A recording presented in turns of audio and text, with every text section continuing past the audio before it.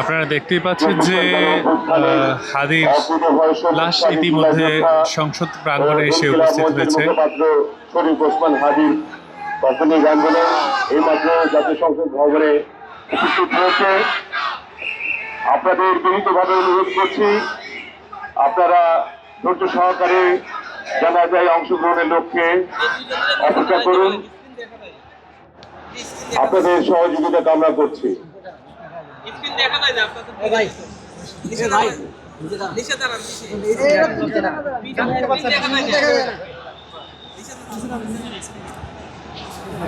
কিছুক্ষণের মধ্যেই ওসমান হাদির জানাজা অনুষ্ঠিত হবে। আপনাদেরকে দেখানোর চেষ্টা করছি যে সর্বস্তরের মানুষ আসলে এসে জড়ো হয়েছেন এবং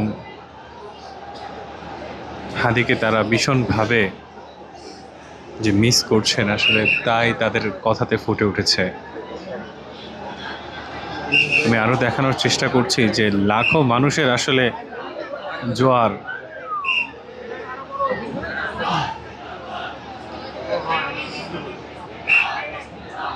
রাস্তা থেকে শুরু করে সংসদের সর্ব প্রাঙ্গণে আসলে হাদির লাশ।